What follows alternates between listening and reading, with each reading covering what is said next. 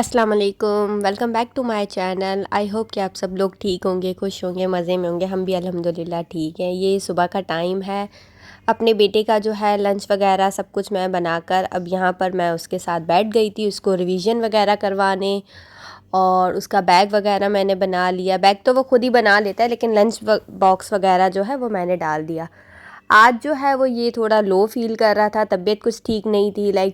तैयार होने के बाद भी अब्दुल्ला को नींद आ रही थी, लेकिन स्कूल जाना था क्योंकि जो है वो एग्ज़ाम्स हो रहे हैं। तो बस यहाँ पर जो है अब्दुल्ला जाने लग गया। थोड़ा उसका मूड ऑफ था क्योंकि आज उसको स्कूल नहीं जाना था। कभी कभार जो है बच्चों का ये रिएक्शन नॉर्मल है। तो बस इसके बाद जो है वो मैं रेस्ट करने चली गई। ये तकरीबन 10-11 बजे का टाइम था। ज़ुहान उठ गया था यहाँ पर। और आपको पता है कि ज़ुहान उठते ही जो है वो फिर हमारे पास आ जाता है। उसकी मम्मा जो है वो सो रही थी। तो बस यहाँ हम नाश्ता भी कर रहे थे और साथ ज़ुहान के साथ बैठे थे। Few inches later. आज मुझे जो है वो किचन में काफ़ी ज़्यादा मतलब काम थे, क्योंकि जो वीकेंड पे करने वाले काम थे वो जो है वो मैंने आज कर दिए, क्योंकि वीकेंड पे हम लोगों ने कहीं जाना था।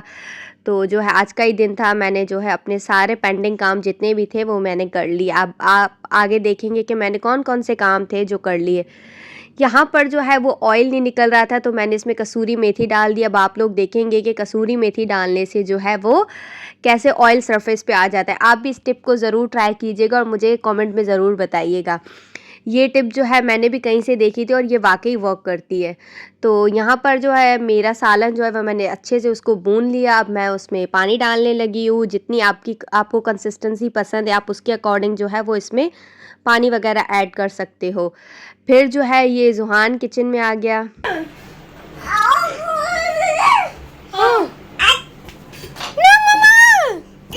Okay okay okay. यहाँ पर मैं और उसकी मम्मा मतलब कि मेरी बहन, हम दोनों जो है वो उसके मज़े ले रहे थे और वो जो है हम पर चीख रहा था। Okay okay okay, no no. Grapes. बस करते कराते जो है यहाँ पर हमारा सालन भी तैयार था। अब ऊपर से मैंने जो है वो थोड़ा सा गरम मसाला डाल दिया और जो है वो धनिया काट के जो है वो भी डाल दिया। तो ये जो है हमारे सालन की जो है वो फाइनल लुक है। हम लोगों को जो है वो सालन इसी तरह पसंद है। अगर आपको मेरी रेसिपी चाहिए तो मैं जो है वो नीचे डिस्क्रिप्शन में मेंशन कर दूँगी। आप भी इसी तरह बना सकते हैं। खाना वगैरह खाने के बाद जो है फिर यहाँ पर बारी आ जाती है बर्तनों की, क्योंकि बंदा ख़त्म हो जाता है लेकिन ये बर्तन ख़त्म नहीं होते। तो बस मेरी भी कुछ यही कहानी है। हालांकि हम लोग जो है वो साथ के साथ बर्तन धोते हैं, लेकिन उसके बावजूद जो है इतने ज़्यादा बर्तन इकट्ठे हो जाते हैं कि पता नहीं लगता कि ये हम ही निकाल रहे हैं या कोई और भी है। तो बस ये बर्तन वगैरह धोने के बाद, सिंक वगैरह अच्छे से क्लीन करने के बाद, किचन को पूरा समेट कर और जो है ये वक्त जो है फिर इस वक्त मैं रेस्ट करती हूँ। मेरा बेटा जो है वो ऑनलाइन क्लास ले रहा था अपनी कुरान पाक की, और फिर उसको जो है वो कॉफ़ी पीनी थी। तो मैंने उसके लिए जो है वो कोल्ड कॉफ़ी बना ली। वो चाय वगैरह नहीं पीता, पर समटाइम्स जो है वो कॉफ़ी पी लेता है, क्योंकि आजकल गर्मियाँ ज़्यादा है। तो फिर मैं जो हूँ वो उसको कॉफ़ी वगैरह भी कम देती हूँ, क्योंकि फिर इसकी तासीर जो है वो फिर गर्म होती है। यहाँ अबू धाबी में भी हद से ज़्यादा गर्मी है। इतनी गर्मी है कि आप बिलीव नहीं करेंगे कि हमारे किचन में एसी है, उसके बावजूद जो है मेरा जो मोबाइल है वो बार बार हीट अप हो जाता है। अपने बेटे को कॉफ़ी वगैरह देने के बाद जो अब मैंने आपको बताया कि मेरे पेंडिंग काम थे, उसमें सबसे पहले मेरा पेंडिंग काम ये था कि मैं जो हूँ वो मैं धनिया और पुदीना मिंट लेकर आई थी, जिसको मैंने जो है वो वॉश करना। मतलब मैं मोस्टली यही करती हूँ कि मैं ज़्यादा क्वांटिटी में लेकर आ जाती हूँ, कुछ फ्रीज़ कर देती हूँ और कुछ का जो है वो कुछ की चटनी वगैरह बना लेती हूँ। फिर इससे ये होता है कि रायता वगैरह बनाने में जो है वो ईजी हो जाता है। यहाँ मैंने दोनों को अच्छे से वॉश कर लिया, क्योंकि इसमें मिट्टी जो है वो हद से ज़्यादा होती है। आप भी जो है इसको अच्छे से वॉश करिएगा, जैसा कि मैंने वीडियो में किया है। तो अच्छे से वॉश करने के बाद मैंने इसको ब्लेंडर में डाल दिया। अब जो है आप थोड़ी थोड़ी क्वांटिटी में डालिएगा, क्योंकि अगर आप एक साथ डालेंगे तो फिर ये जो है वो अच्छे से ब्लेंड नहीं होगा।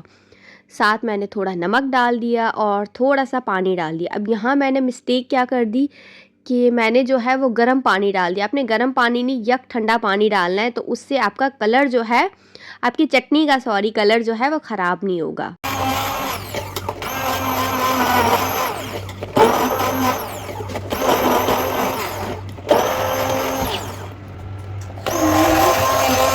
यहाँ हमारी जो है वो चटनी पीस गई। फिर मैंने जो है वो दूसरा जो हमारा बैटर था वो मैंने डाल दिया। अब मैं इसको अच्छे से ब्लेंड करूँगी। ये जो मेरा ब्लेंडर है इसने भी थोड़ा बहुत जो है वो काम करना छोड़ दिया, इसको भी मैंने चेंज करना है इंशाल्लाह जल्दी।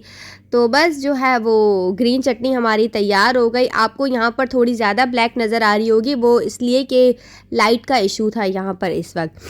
उसके बाद फिर मैंने जो है वो जिंजर गार्लिक पेस्ट उसको अच्छे से पील करके और वॉश कर दिया। वॉश करने के बाद आपने इसको अच्छे से ड्राई करना है। ड्राई इसलिए करना है कि अगर आप इसको अच्छे से ड्राई नहीं करेंगे तो जो है वो आपका जो जिंजर गार्लिक पेस्ट है वो फिर जो है ग्रीन कलर हो जाता है उसका मोस्टली। तो इसमें आपने जो है वो पानी बिल्कुल भी नहीं डालना। पानी की जगह आपने इसमें ऑयल डालना है और थोड़ा सा नमक डालना है। ये करने से ये होगा कि आपका जो जिंजर गार्लिक है वो अगर आप इसको फ्रिज में भी रखेंगे तो उसका कलर अक्सर जो है वो ग्रीन हो जाता है। इस टेक्निक से अगर आप इसका पेस्ट बनाएंगे तो जो है वो बिल्कुल भी ग्रीन नहीं होगा।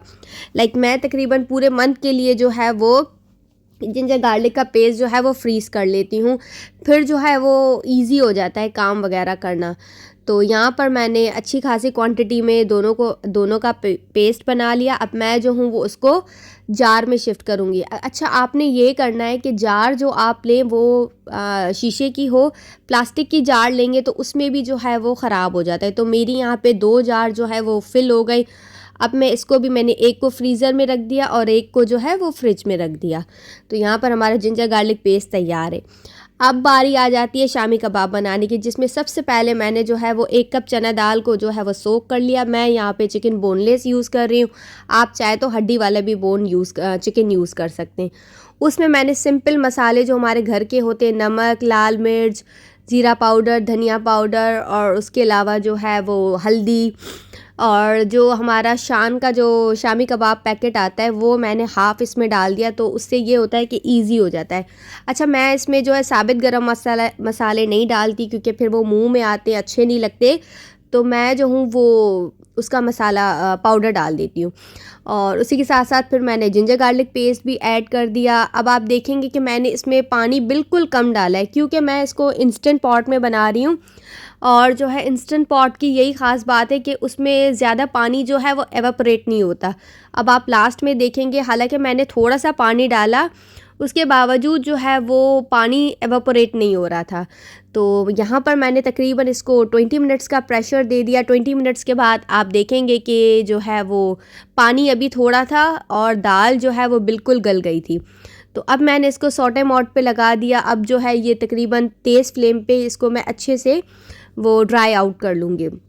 यहाँ आप देखेंगे कि हमारा जो शामी कबाब का मिक्सचर है वो ऑलमोस्ट ड्राई आउट हो गया। अब मैं इसमें क्या करूँगी, जो चिकन है उसको निकाल दूँगी, लेकिन जो ये चिकन है वो काफ़ी ज़्यादा इसमें जो है वो मिक्स हो गई थी।